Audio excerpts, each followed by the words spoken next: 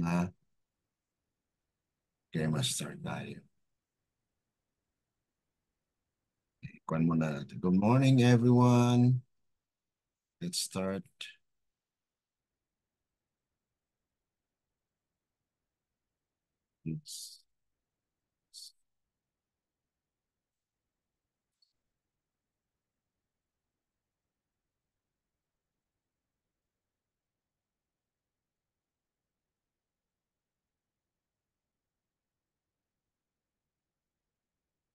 On the book of Genesis, we will continue on with our series. We're live on our Facebook page. So those who have the link for our Facebook, you can follow on our Facebook Live. And for those who are on Zoom, we'd like to welcome you.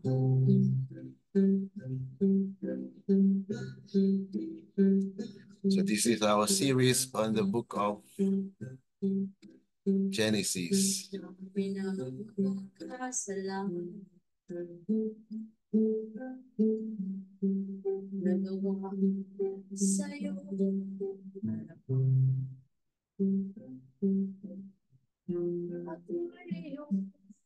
Inabutan ng iyong awa, aming katulad ko, haba at mahina. Sa sandali, ako sa'yo'y lumapit. Welcome and good morning po. Good morning.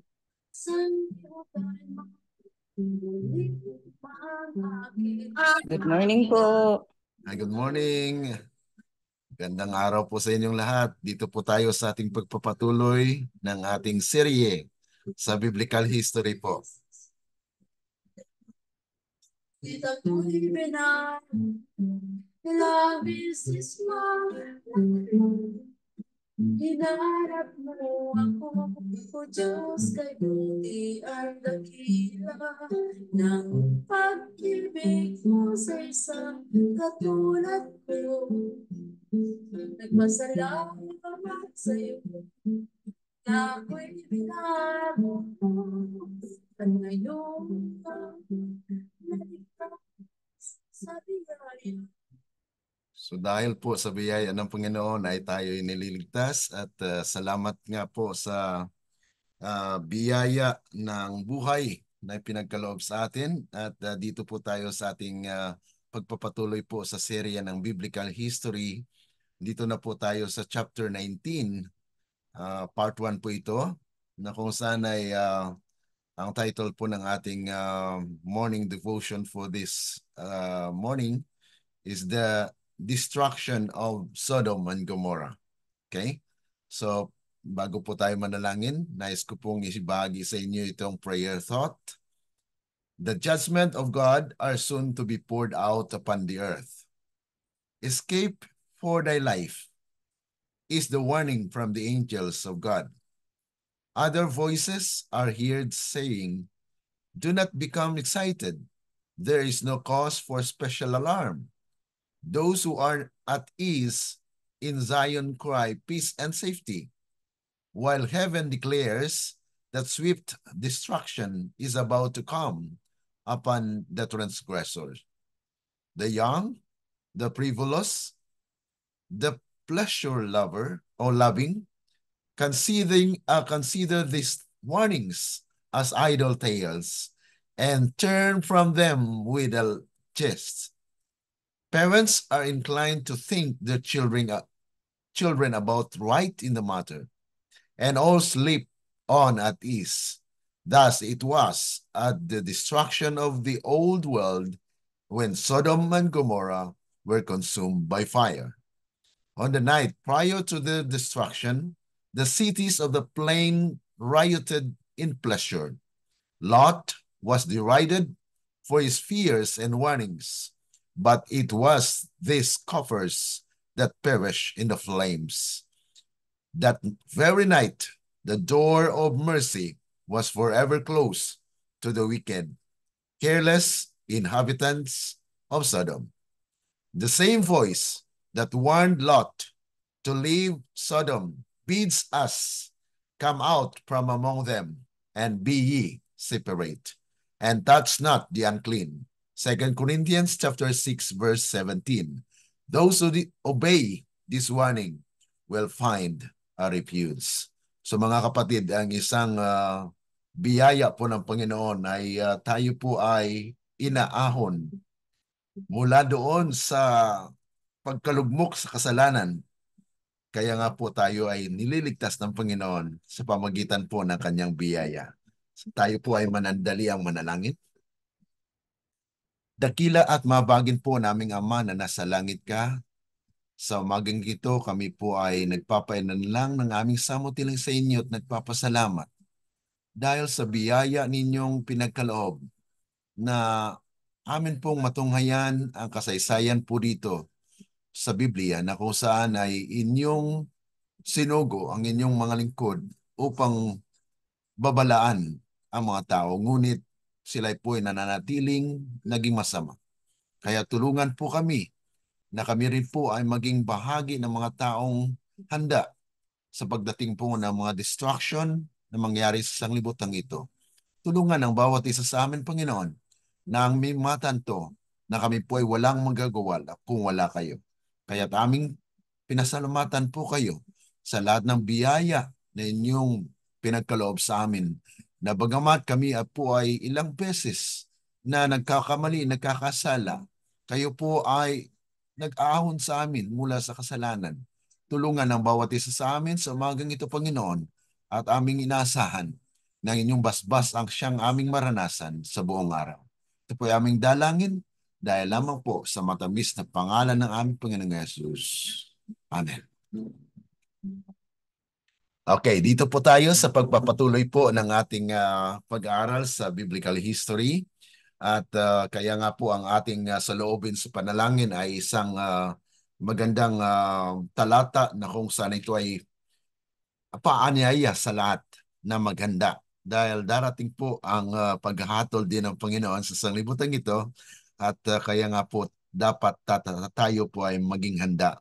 Na ito po ay sabi po rito, ang parehong tinig na nagbabalak kay Lot na lisanin ang Sodoma ay nag-uutos sa atin. Lumabas kayo sa kanila. So, ibig sabihin ito po ay isang separation in the sense that we should not do anything that is wicked. Dahil yun po ay may kaparusuhan, may parusa na nakalaan. Kaya nga po, ito ay paghanda po natin. Okay. Now, dito po tayo sa pagpapatuloy. Chapter 19, verses 1 to 3. Atin pong basahin. Kung mayroon po kayong Biblia, sige po. Dumating ang dalawang anghel sa Sodoma nang nagtatakip siling na. Si Lot ay nakaupo sa pintuang bayan ng Sodoma. Sila'y nakita ni Lot at tumindig upang salubungin sila. At iniyukod ang kanyang mukha sa lupa at sinabi, "Ngayon, mga Panginoon ko, hinihiling ko sa inyo na kayo bumalik at tumuloy sa bahay ng inyong lingkod at magpalipas ng gabi at maghugas ng inyong mga paa. At sa madaling araw ay magsibangon kayo at magpatuloy ng inyong paglakad." Kanilang sinabi, "Hindi, sa lansangan kami magpapalipas ng buong magdamag." Ngunit kanyang pinilit ng husto, kaya't sila'y nagsipasok sa kanyang bahay. Sila'y kanyang ipinaghanda, ipinagluto ng mga tinapay na walang pampaalsa, at sila ay kumain. Amen. Okay, so ito po'y parihong karanasan na kung saan ay si Lot ay nagiging hospitable.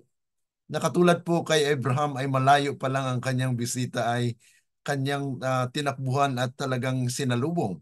Ngayon po ay dito ay may dalawang visitors na ito rin po yung sinabi doon sa chapter 18 na kung saan paparoon kami. Ibig sabihin, titingnan po nila ang kalagayan ng Sodom and Gomorrah.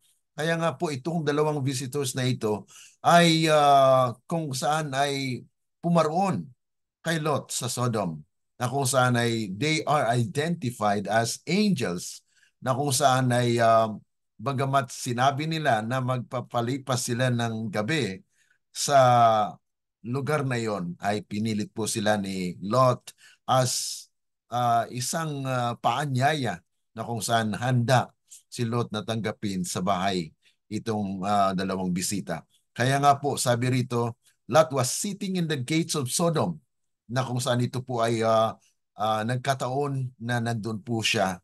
At yun nga po ay nakita na mayroon pong parating na mga bisita at gabi.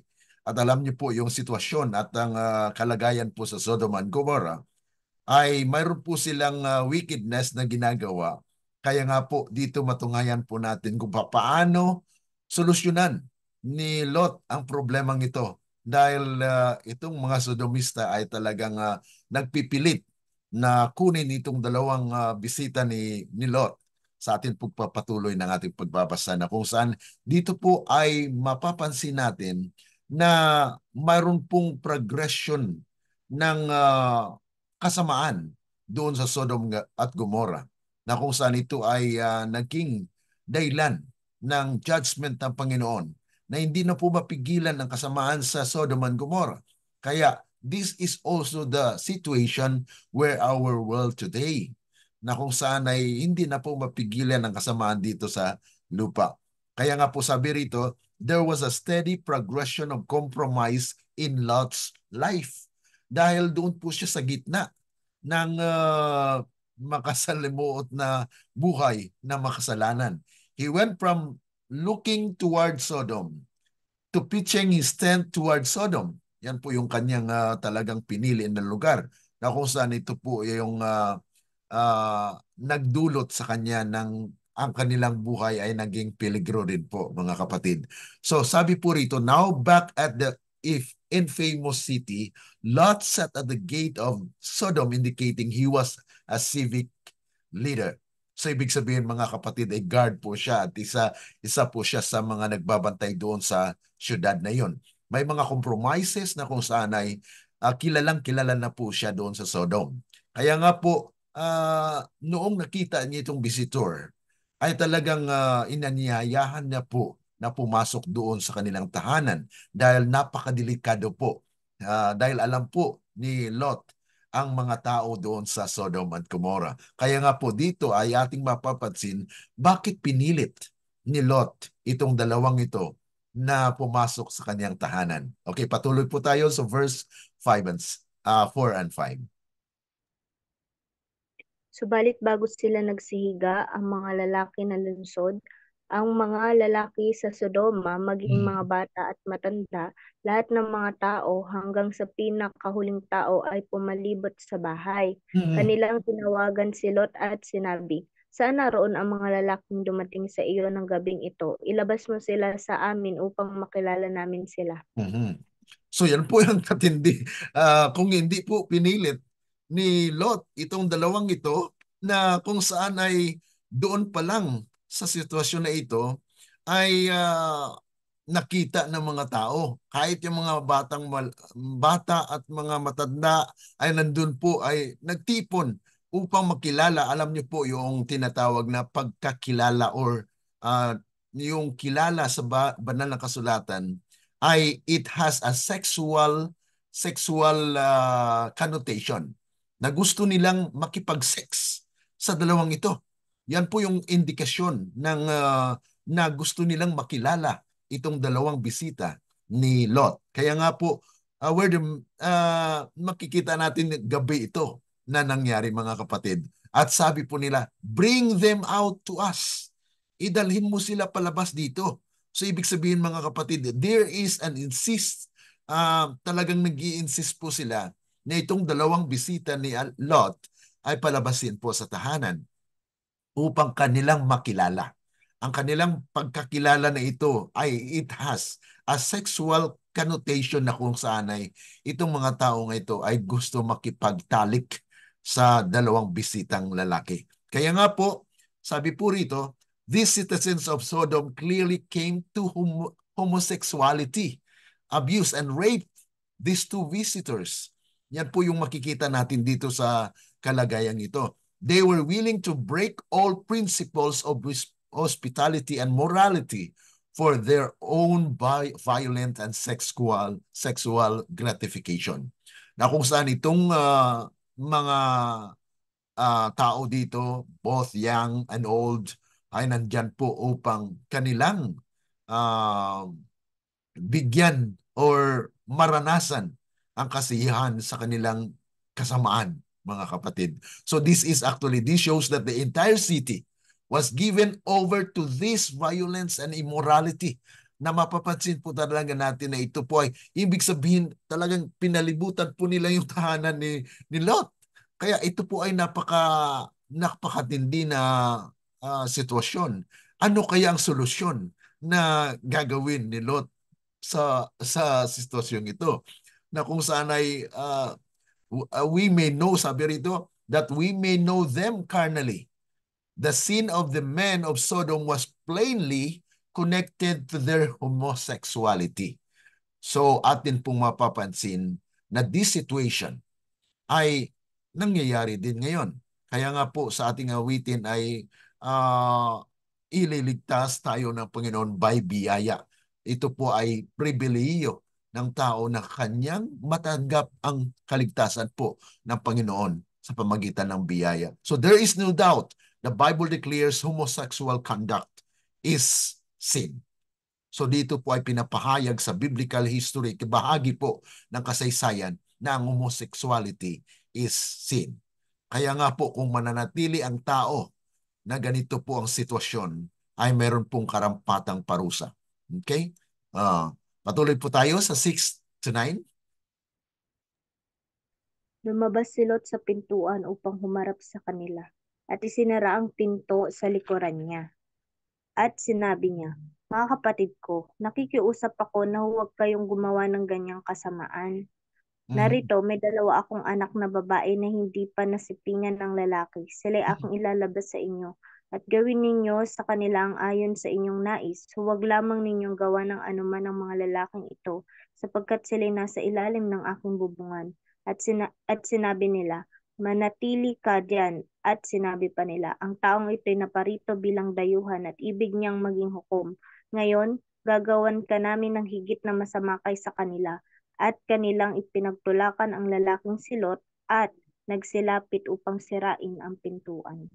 Wow, grabe no ang sitwasyong ito, mga kapatid, na sa halip na yung bisita ni Lot ang pakialaman ng mga tao doon sa Sodom and Gomorrah, ay willing po si Lot na ipagkaloob ang kanyang anak na mga birhen pa. Inyo po mapapansin ang talagang hospitality ni Lot, na kung saan ay nakiusap po siya sa mga tao na huwag gawin itong kasama nito.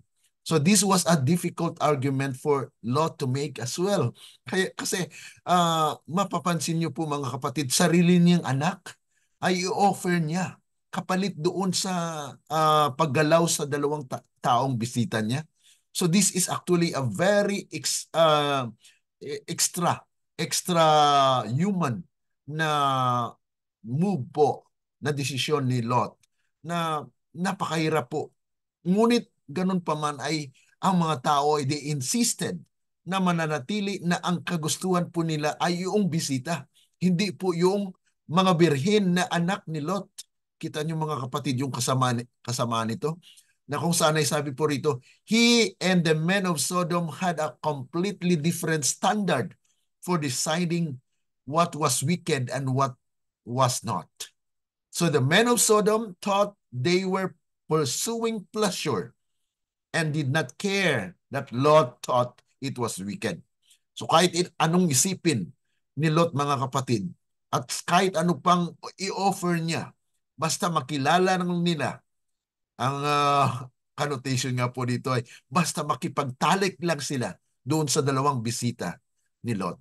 So ito po yung kasamaan ng tao sa kalagayang ito. Kaya nga po noong nakiusap po si Abraham at namamagitan, ay kung mayroong 5 na tao hanggang pababa po hanggang 10 ay nakiusap or nagkaroon ng offer or tanong si Abraham kung ang Diyos ba ay magpatuloy ng kanyang paghukom dito sa Sodom and Gomorrah.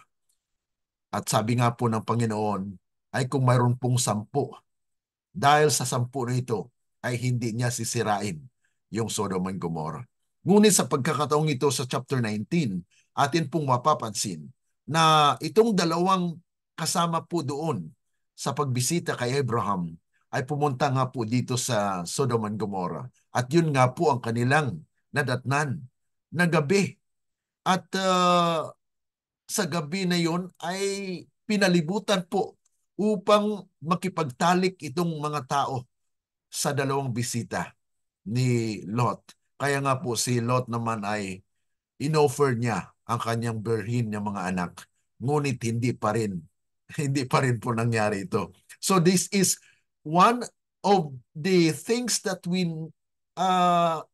cannot actually I cannot imagine sa feeling po ni Lot na kung saan ay i-offer niya ang kanyang dalawang anak na babae para lang doon hindi lang madustahan or mabigyan ng kasama nitong mga bisita ni Lot.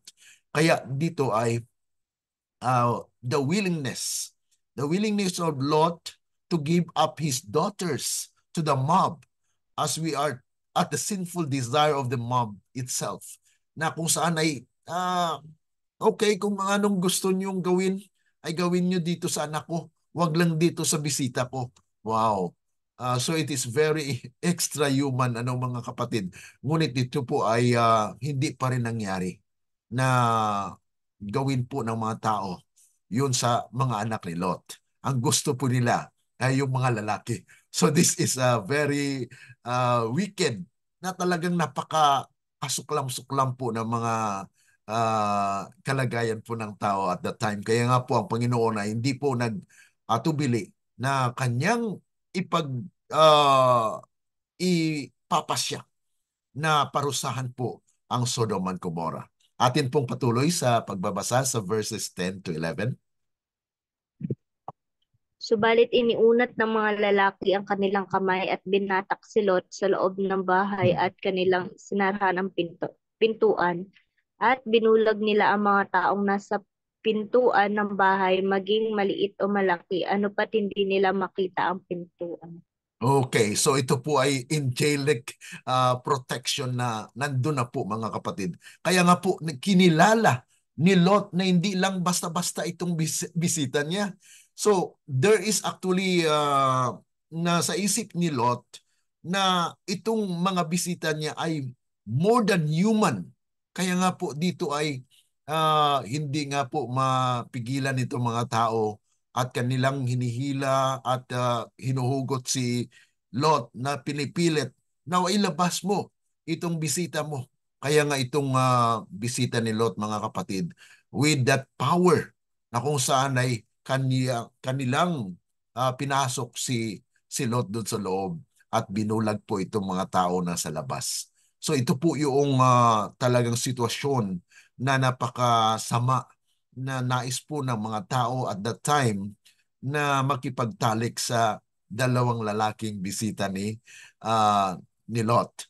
Kaya nga ito ay nangyari na binulag po ang mga taong ito at hindi nila makita yung pintuan. So ito po yung mga pangyayari na kung saan ay makita natin na this is God's intervention na talagang mangyari na in the last days as well. Katulad po sa binasa natin, the same calling, the same warning that was given to the people in Sodom and Gomorrah, ito po ay isang larawan na kung saan ay papagkukunan natin ng leksyon mga kapatid. Okay, patuloy po tayo sa verses 12 to 14. At sinabi ng mga lalaki kay Lot, mayroon ka pa ba ritong kasama? Paalisin mo sa lugar na ito ang inyong mga manugang na lalaki at mga anak na lalaki at babae o sino man sa mga kasamaan mo sa lungsod. sapagkat malapit na naming lipulin ang lugar na ito dahil sa napakalakas na ng sigaw laban sa bayang ito sa harap ng Panginoon. At kami ay sinugo ng Panginoon upang ito ay aming lipulin. Kaya't si Lot ay lumabas at kinausap ang kanyang mga manugang na noon ay mapapangasawa ng kanyang mga anak na babae at sinabi, tumindig kayo, magsialis kayo sa lugar na ito sapagkat gugunawin ng Panginoon ang bayan. Subalit ang akala ng kanyang mga manugang ay nagbibiro siya. So ito po mga kapatid, mayroon pong babala na kahit yung mga manugang or maging manugang ni Lot ay talagang inanyayahan upang lumabas dahil mayroon pong destruction na mangyari po sa Sodom and Gomorrah. Kaya sabi po ng anghel, ay mayroon pa po ba kayong kasama na nandito sa tahanang ito o saan man na maging kasama ninyo upang sila'y maligtas din? Kaya nga po ito ay isang paanyaya ng Panginoon na magkaroon po ng kaligtasan kahit paman yung kasama sa kanilang bahay o sino mang kakilala nila na mananampalataya at magtiwala. Ngunit walang nagtiwala mga kapalit. So atin pong mapapansin na this is the situation where our world today can also be in that situation na mayroon po tayong mga kamag-anak na nais ng Panginoon na ililigtas. Ngunit hindi po sila maniwala, no? Na kung saan ay sabi rito, knowing the number and location of the members of Lot's family was something that spiritual beings could easily observe. But at this time, even these angels did not know it apart from Lot's answer. Na kung saan ay talagang hindi po malalaman ng mga anghel na ito kung kahit yung mga kasamaan po ba niya ay mayroon pong tinatawag na ugali na hindi katulad sa mga tao dito sa Sodom and Gomorrah. Kaya nga po, Lot's daughters were married and had not known. Amen. Ayon po doon sa nabinasa natin na hindi pa po sila nagkaroon ng relasyon. Ngunit itong mga kapatid, yung sexual relation, what I mean. So yan po yung sinabi ni Lot na ito, ang dalawa kong anak na babae ay gawin ninyo kung anong gusto ninyo. Hindi pa sila nakialaman o napakialaman ng mga lalaki. So they are virgins. But yet these people insist that they would like to have a sexual relationship with the men, mga kapatid. So ito po yung practices na nagaganap po dito sa Sodom and Gomorrah. Dahil ano pong gagawin ng Panginoon? Dahil yun po ay pinaalam na kay Abraham na kung saan ay God had heard, kanila pong naririnig ang kasamaan, ang sigaw ng mga tao na kung saan ay laganap na po yung kasamaan dito sa Sodom and Gomorrah. And God had decided to destroy the city. Kaya nga po, inanyayahan ang mga kamag-anak o sino mang nanliligaw doon sa dalawang anak ni Lot na sumama sa kanila upang tumakas, upang maka-escape, mga kapatid, sa judgment na ipapataw po ng ating Panginoon dito sa Sodom and Gomorrah. Na ang kanilang akala ay Lot is just joking. Minsan mga kapatid ay ito po ang reaksyon ng mga tao na hindi po sila maniwala kung ang ating sabihin ay tayo ay lumisan sa mga gawa ng kasamaan. So yan po yung ating napapansin po na ito. Okay. Ito po ay last na part natin sa part 1. Bukas po ay ating patuloy ito. Sa verses 15 to 16. Kinaumagahan, pinapagmadali ng mga anghel si Lot na sinasabi, bumangon ka, sama mo ang iyong asawa at ang iyong dalawang anak na babae na narito. Baka pati ikaw ay madamay sa parusa sa bayan. Subalit siya'y nagtagal, kaya't dahil sa habag sa kanya ng Panginoon, hinawakan ng mga lalaki ang kanyang kamay at ang kamay ng kanyang asawa at ang kamay ng kanyang dalawang anak na babae at siya'y inilabas nila at iniwan sa labas ng bayan. Okay. So talagang nandito po yung deliverance ng Panginoon, no? Na parang sila ay mananatili pa doon sa lugar na iyon. Ngunit sila po ay hinawakan para iligtas. Yan po yung talagang nais ng Panginoon na maligtas sila. Dahil doon sila sa gitna ng makasalanang mundo, makasalanang syudad na kung saan ay sinabihan na maggising na kayo. Take your wife and your 2 daughters.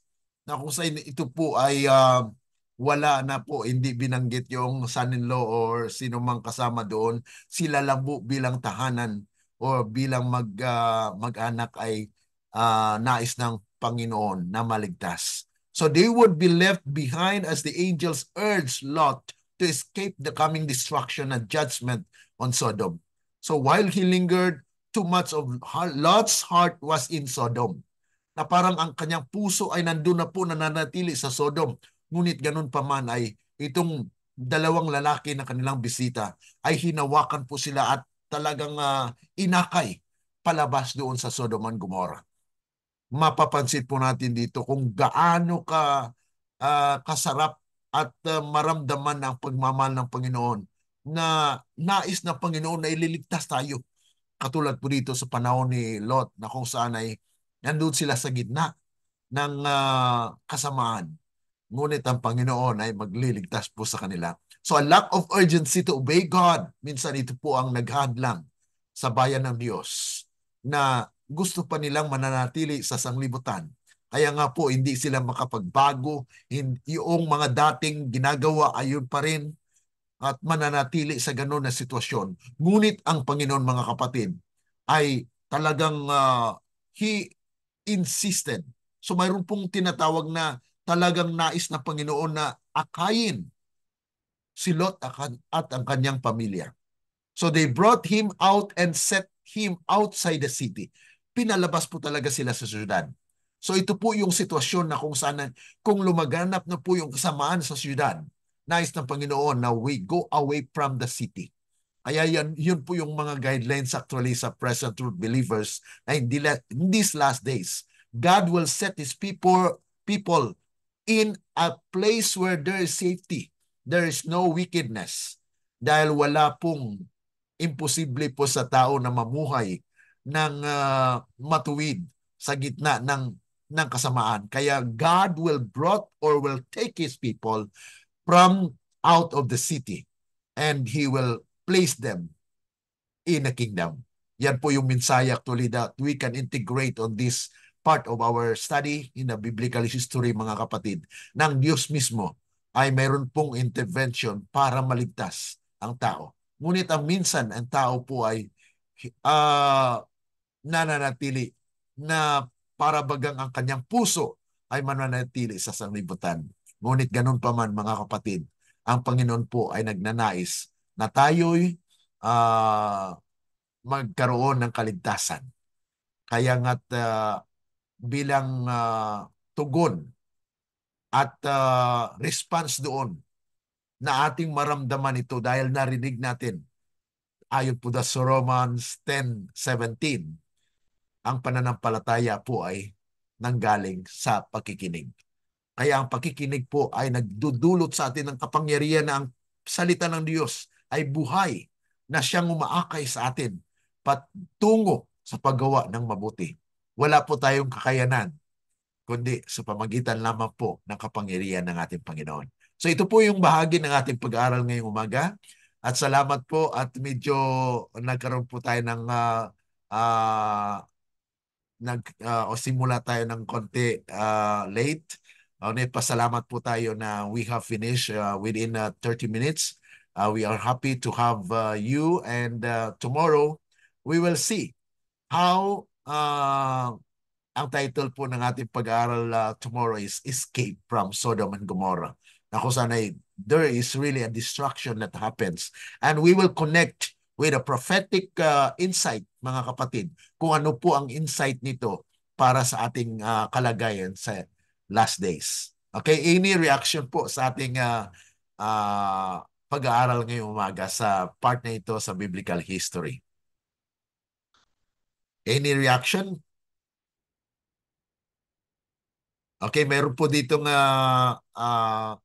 na-share po na talata dito po sa Patriarchs and Prophets, page 169, paragraph 1. In choosing a home, God would have us consider, first of all, the moral and religious influences that will surround us and our families. We may be placed in trying positions, for many cannot have their surroundings what they would, and wherever duty calls us, God will enable us to stand uncorrupted. If we watch and pray, trusting in the grace of Christ, but we should what? We should not needlessly expose ourselves to influence that are unfavorable to the formation of Christian character. When we voluntarily place ourselves in an atmosphere of worldliness and unbelief, we displease God and drive holy angels from our homes. Wow, ang ganda po ng na bahagi po sa atin, Sister Nympha. Okay? So salamat.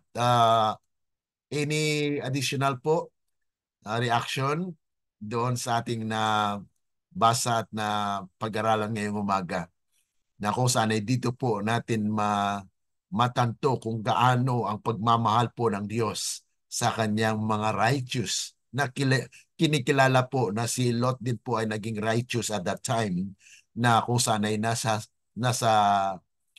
Sodom and Gomorrah siya. Ngunit mayroon pong mga compromises na dito po ay nakita ng Panginoon na dapat po talaga na ilisan siya mula doon sa Sodom and Gomorrah para magkaroon po ng kaligtasan. Okay? Any reaction po, mga kapatid? Okay, sa ating mga kapatid po na sumusubaybay po sa ating FB live, you can just also chat, write your comments and questions or whatever. Sister Marian, you have any?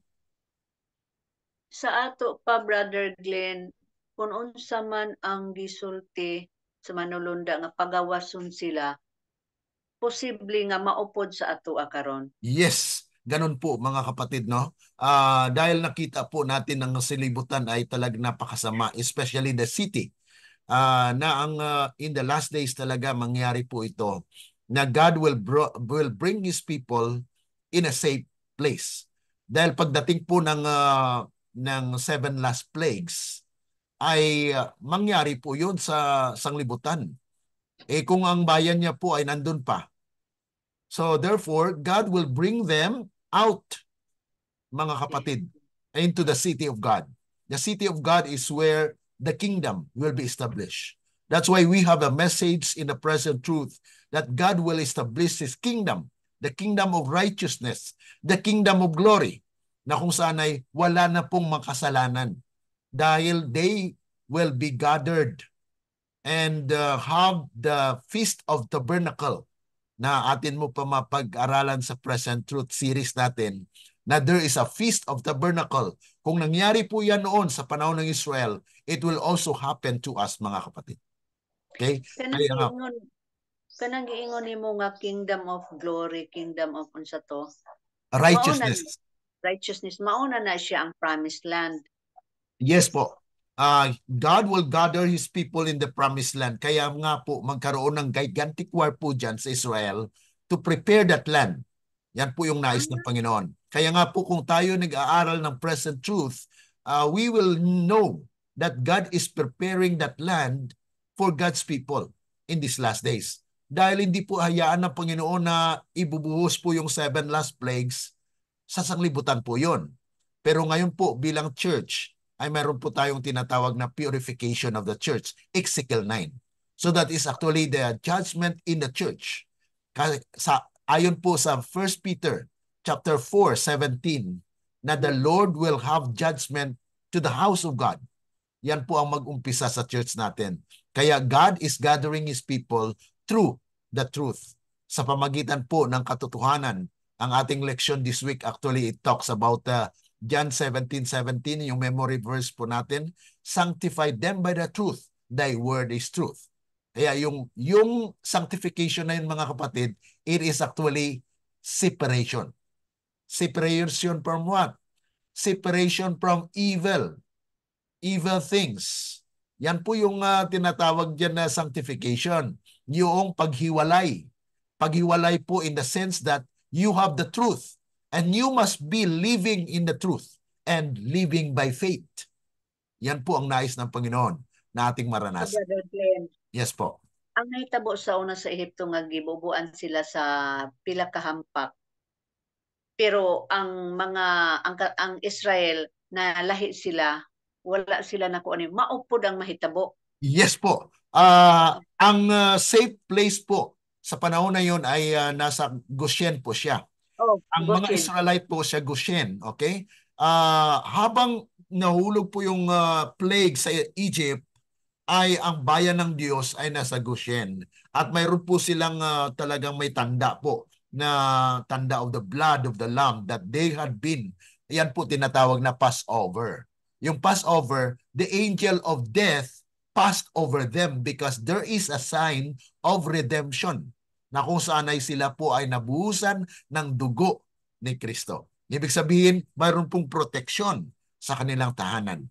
Yun po mga kapatid yung mangyayari in these last days as well. God has a safe place for His people, and those who are in the world, mga kapatid, they will also be catered and be safe through the intervention of the Lord sa salvation ng mga kapatid. So yun po yung nakikita natin dito na parallelism and type-antitype na nakikita po natin na itong ating pinag-aralan as biblical history has significance in the last days. According po doon sa binasa natin kanina, na the same warning is given to the world today.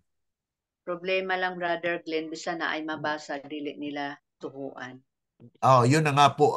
Kaya nga po ang Panginoon ay katulad po dito sa pamilya ni Lot, ay hinawakan po talaga sila. So kaya nga po ang sabi doon sa Acts na believed and your family will be saved. Ibig sabihin mga kapatid, dapat po personal tayo. Unahin natin ang personal natin, and then these people, yung ating sangbahayan ay maaring maliligtas din ng kapatid. Kaya nga po ang pagtayo natin sa prinsipyo, isa po yung influensya sa ating tahanan. Kaya nga po ito po ang mangyayari na God will have intervention for those families that God will bring judgment to their families. Kasi hindi po sinungaling ang Panginoon. Nasabi ng Panginoon, nagtanong yung mga tao sa kay San Pablo, alaga ng Panginoon, ano ang gagawin namin? Ang gagawin niyo po ay believe and your family will be saved. Yun po yung sinabi ni San Pablo. Kaya there is an intervention where God will bring to His people, to His family, when we believe in the Lord. Trust in the Lord. Katulad po dito kay Lot. Bagamat nakita natin in this part of history na okay pa si Lot. Pero after po na lumabas po sila sa Sodom and Gomorrah, ano pong nangyari? Yan po ang ating papag-aralan dahil there is a lesson as well na itong kanyang mga anak has also been contaminated. Mayroong pollution sa kanilang mind. At yun po ang nagdulot din ng patuloy na kasamaan po sa lupa. So, they have the influence of the world na nangyari po. At yun po ang leksyon na ating matutunan dito sa biblical history na kung saan ay in these last days, there is a final gathering and intervention for God's people. Okay? So, pasalamat po tayo sa Panginoon dahil itong mga leksyon na ating matutunan po sa biblical history ay has its significance in our time today. Okay, any additional? Brother Glenn, Yes po, may tanong lang po ako. Sige po. Kasi katulad po nung nabanggit nyo kanina na talagang sapilitan inilabas ng angel yung family ni Lot doon sa Sodoma and Gomorrah. I mean, ibig po bang sabihin kasi po, sabi niyo po ay yun ang nag-aano na tayo ay talagang inaano ng Panginoon na mag-country living na. So, ibig po bang sabihin ay okay lang na I mean, ganun din po ba ang gagawin sa atin ng Panginoon na sa ayaw at sa gusto natin ay dadalhin tayo, ilalabas tayo ng Panginoon sa city at dadalhin tayo sa magka-country living po tayo. Ibig po bang sabihin, pwede natin na anuhin na wait lang muna tayo hanggang sa ang Panginoon mismo ay talagang sapilitan na tayong dalhin sa country living po. Yes, alam niyo mga kapatid, ang Panginoon po ay mayroong takdang panahon na kung saan ay may close of probation kasi sa church. Kaya yung panahon na yon ay hindi po natin mapansin na there is actually provisions of God na kung saan ay ililigtas na ang kanyang bayan. Ngunit dito sa last final gathering po of God's people, those only who have the pure faith, ang pure faith po na tinitingnan po natin dito ay yung gospel na siyang nagbago sa ating buhay. Kaya itong mga karanasan po nila Lot at ng kanyang pamilya ay isang tinatanaw po natin na leksyon na kung saan ay hindi nawa mangyari ito. Okay? Because if we have not learned the lesson here, then at that time mga kapatid ay walang kaligtasan sa atin. So ibig sabihin mga kapatid, ito po ay leksyon na binibigay po sa atin na hindi po ito gagayahin in our time today. Kasi nakita natin po, after ng kanilang naka-escape po sila sa Sodom and Gomorrah, ano pong nangyari sa kanila? There is still a consequences of those evil thoughts na nangyari po sa isipan ng anak ni Lot. Yan po ang ating matutunan pa dito sa ating leksyon mga kapatid sa biblical history na kung saan ay bagamat sabihin natin niya, God initiated. Hinawakan talaga po eh. Ayaw pa nilang umalis doon. But there is a destruction in Sodom and Gomorrah. So kahit si Lot nga po eh, ang kanyang puso ay nandun pa. Pero mga kapatid, there is a time where God has an intention to save mga kapatid, ang kanyang kalooban ng siyang masusunod. Mga kapatid, ito po ay sabihin natin na parang wala na yata akong free will noon. Pero mga kapatid, are you not happy because of that grace? It is the biyaya na Panginoon, pinakapakita lang po ng Panginoon dito na kahit gaano kasama ang tao, when God calls, mga kapatid, at yun po ay mayroon namang kabutihan po dahil good soil po. May iba't ibang soil kasi po yung tao, yung puso ng tao. So nakita po ng Panginoon na si Lot po ay mayroong puso na fertile na kung saan ito po ay mapaglagyan po ng kanyang kalooban at maganap po ang kanyang kalooban. Yun po ang nais ng Panginoon na ating makuha dito sa leksyon na ito. Na kung saan ay hindi naman na sa pilitan ng Panginoon. There is a warning. Yes, there is a warning. But in the last days, ayun po ang tinuturo po sa atin dito. Those who have pure heart, yung sumusunod sa kalooban ng Panginoon na siyang magkaroon po yung characteristic na they are following Christ whithersoever He goeth. Yun po yung leksyon na dapat nating matutunan dito na itong intervention ng Panginoon ay leksyon din po ito sa atin na kung saan wag na po nating ilagay sa ating sariling kamay ang kaligtasan. Kundi ang Panginoon po ang siyang magdadala sa atin doon sa nais niya na kung saan ay paglagyan po natin. Okay, so ito po yung mga leksyon actually mga kapatid. Amen po. Salamat po, brother. Okay, yes po. Okay, so any reaction pa po mga kapatid? Okay, matutunan pa po natin ng karagdagan po nito sa pagsunod po natin, sa pagsubaybay po natin ng biblical history kasi hindi natatapos ang istorya dito. Na kung saan ay meron pong mga nangyari after na sila po ay ma-escape o mailigtas doon sa Sodom and Gomorrah at yet may nangyari pa po. Katulad po kay Abraham. Abraham also experienced na naulit yung kanyang kasalanan. Ano pong kasalanan niya? Yung pagsinungaling. Kung ano naganap po doon sa Ehipto, ay ganun din po ang nangyari doon kay King Abimelech. Yan po ang ating matutunan pa dito sa biblical history. Kaya antabayanan po natin para at least makuha po natin ang buong historya.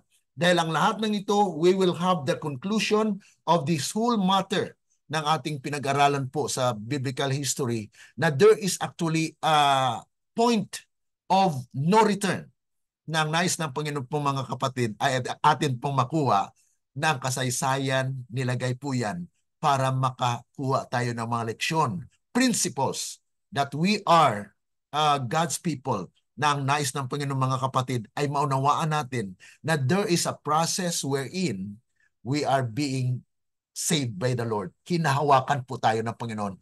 He has called us and He qualified us. Hindi po tayo qualify eh. So God makes it able that we are qualified. Yan po ang ginagawa ng Panginoon sa atin. Kaya ang atin na lang gagawin mga kapatid, pagpapasalamat. Kung gaano ka kasama, kaya nga po yung ating awitin kanina, ay talagang iniahon tayo ng Panginoon. Kahit ilang beses po tayo madapa, ano po. Kaya akin pong balikan itong kantang ito. Sige po. Pakinggan po natin. Sa dami ng mga kasalanan, nagawa sa'yo harap.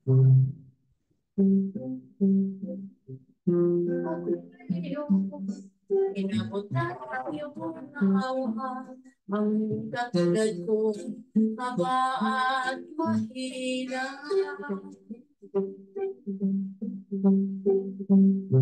Sandali ako sa'yo'y lumapit.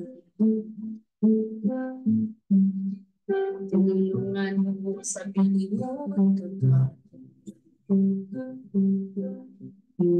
sa ikutan man, muli mahanapin ang pag-ibig mo, ngayon'y mananaig. So, ang pag-ibig ng Panginoon ay mananaig mga kapatid. Ilang beses pa, ngunit ako'y binago. Ilang beses pa,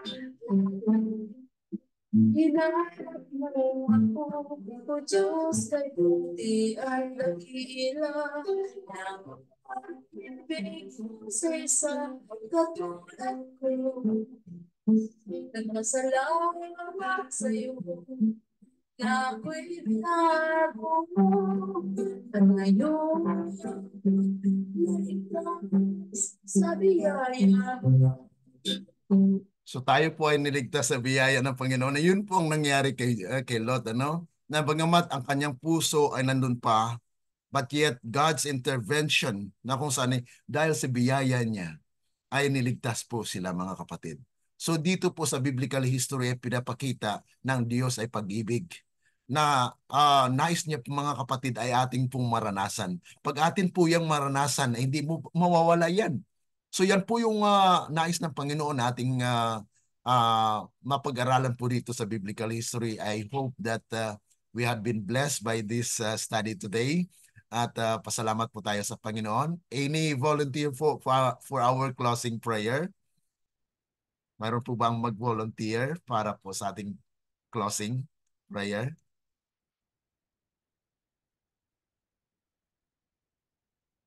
Anyone, you can unmute your microphone and then you can offer a prayer for today for our closing.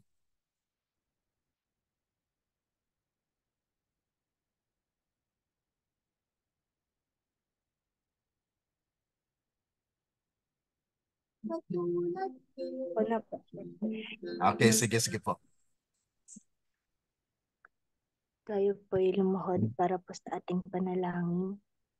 Dakila at mahabagin namin Diyos, pinupuri po namin kayo at pinapasalamatan sa umagang ito dahil amin pong mas lalong naunawaan ang iyong biyaya na siya pong nagliligtas sa bawat isa sa amin. Yes, Lord. Maraming salamat, Panginoon, sa mensahe na inyong ipinarating na kami, Panginoon, ay dapat na matuto, Panginoon, sa mga kasaysayan na inyo na pong ibinigay sa amin, Panginoon. Nawa, Lord, ay tulungan niyo po kami na mas lalo pa naming maunawaan ang inyong mga salita at inyo po kaming pagkalooban ng inyong biyaya na sa gayon, Panginoon, ang patuloy na pakikisama ng inyong banal na Espiritu ay aming maranasan sa aming buhay.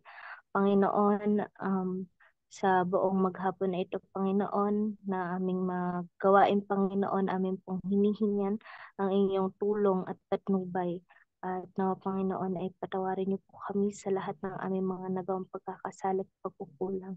Lahat ng ito ay aming dalangin sa matamis na pangalan ng aming tagapagligtas na sa Jesus. Amen. Amen. Let the words of our mouth and the meditations of our hearts be acceptable unto thine sight, O Lord, our strength and our Redeemer. Amen. Okay, maraming salamat po mga kapatid. God bless you. God bless. Bye-bye. God bless po. Okay, see you tomorrow. Salamat po. Have a nice day po God sa ating bless. lahat. Apo. God bless. Bye-bye.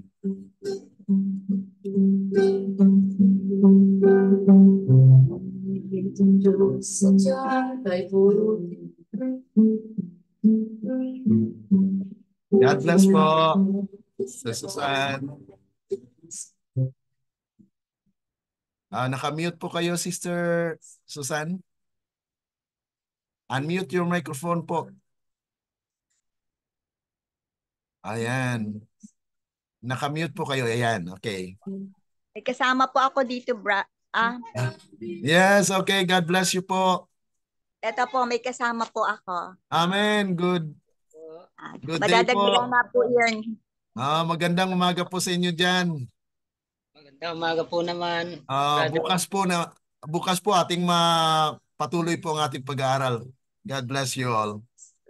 God bless po. Thank you po. Okay po.